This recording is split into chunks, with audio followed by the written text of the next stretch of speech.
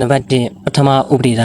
တနာဥစ္စာဟုတည်မိမိရရှိတဲ့ဝင်ငွေဤ10ပုံတစ်ပုံတည်းမနည်းတော့ငွေကိုမိမိနဲ့မိသားစု၏အနာဂတ်အတွက်ရှလက်သိန်းဆဲတက်တူထံတို့သာဝမ်းမြောက်ပြူငါစွာရောက်ရှိလာတတ်မည်ဖြစ်သည်ကိုရရှိတဲ့ဝင်ငွေရဲ့10ပုံတစ်ပုံကိုအမြဲတမ်းဖဲ့ပြီးစုဆောင်းမယ်အတန်တစ်စုမိတဲ့အချိန်ကစပြီးဒီငွေကိုလိမ့်လိမ္မာမာနဲ့ရင်းနှီးမြှုပ်နှံမှုပြုမယ်ဆိုရင်ဘယ်သူမှဆိုရင်သူ့အတိုင်းတာလျောက်ကြီးမားတဲ့အစုအဝေးတစ်ခုရှိလာမှာပဲနောက်ကြတော့ဒီတနာကသူ့အတွက်မတင်းငယ်တဲ့ပုံမှန်ဝင်တစ်ခုဖန်တီးပေးလာမယ်မတော်တဆကွယ်လွန်သွားခဲ့ရင်တော့မှကျန်ရင်လူမိသားစုအတွက်ငွေကြေးအရာလုံခြုံမှုရှိသွားမယ်အတိလိုစုဆောင်းတဲ့လူမျိုးစီကိုတနာဥစ္စာတွေဟာဝမ်းမြောက်ဝမ်းသာစွာရောက်လာတတ်တယ်လို့ဒီဥပဒေထဲမှာဆိုထားပါတယ်လက်အမှန်တရားပဲငါကိုတွေ့ပဲပတ်စံကများများရလေနောက်ထပ်တိတက်မကပို့ပြီးလိုက်လာလေပဲ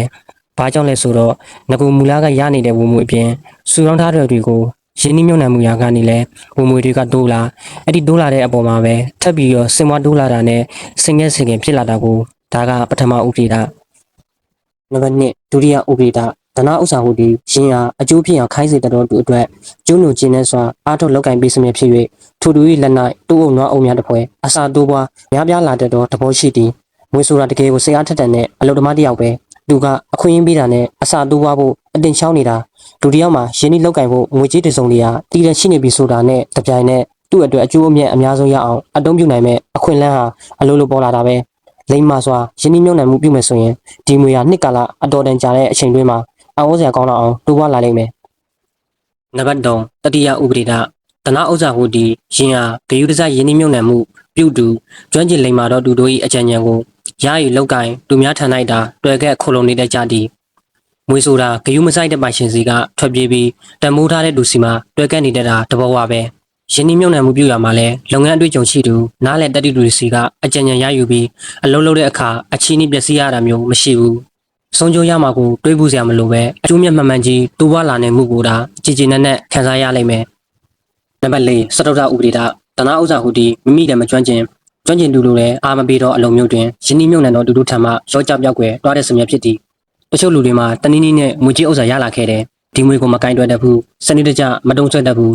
ဒါပေမဲ့သူတို့စိတ်မှာဒီငွေနဲ့ရင်းနှီးလောက်ကင်လိုက်ရင်အကြီးအကျယ်စီးပွားဖြစ်တော့မှလို့မြင်နေကြတာမျိုးတွေအများကြီးရှိနေတတ်တယ်တကယ်နားလည်တဲ့လူအမြင်မှာတော့အကျိုးအမြတ်တိတ်မရှိနိုင်ဘူးဆုံးကျုံးနိုင်တဲ့အန္တရာယ်ကြီးမားတယ်ဆိုတဲ့အလုပ်မျိုးတွေကိုသူတို့ကတွားပြီးတော့မျက်စိကျနေတတ်တယ်ဒီလူတွေကအတွေ့အကြုံလည်းမရှိနားလည်းမလဲပဲနဲ့လုပ်ငန်းတွေရန်တမ်းလုပ်တဲ့အခါကျတော့ဆုံးဖြတ်ချက်တွေမှားယွင်းမှုတန်းကိုဝေပေးပြီးတော့ခံရတယ်ဒါကြောင့်မို့စဉ်းစားဆင်ခြင်ဉာဏ်ရှိတဲ့လူတွေကတက်ကြွတဲ့လူအတွေ့အကြုံရှိတဲ့လူစီတွားကအကြံဉာဏ်ရယူပြီးမှအလုပ်လုပ်ကြတာနံပါတ်5ပစ္စမဥပဒေဒ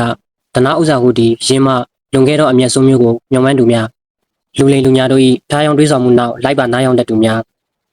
အတွေ့အကြုံတွေဘကစိတ်ကူးရည်ရင်ဖြင့်မစင်မရှင်ရင်းနှီးမြှုပ်နှံမှုပြုလုပ်သူများထံမှချောင်းကားထွက်ပြေးတွားတဲ့စမြဲဖြစ်သည်ငွေတုံကလေးရကားစားလူများစီကအင်မတန်ရင်ခုန်စရာမမောစရာလုပ်ငန်းအကြံစီတွေကိုကဒီကရောက်လာတတ်ကြတယ်ဘယ်လုပ်ငန်းထဲဝင်လုံလိုက်ရင်တော့သူ့ငွေတုံကလေးဟာအေယာမငွေတုံကြီးဖြစ်သွားမှာတေချာပေါက်ပဲဆိုတဲ့တည်ကြစရာအကြံစီမျိုးတွေပေါ့ဒါမျိုးတွေဟာတကယ်လက်တွေ့ကြတော့ဖြစ်မလာကြဘူးဒါတွေမှာတွားရင်းနှီးတဲ့လူကဆုံးရှုံးမှုနဲ့တာရင်ဆိုင်ရစမြဲပဲ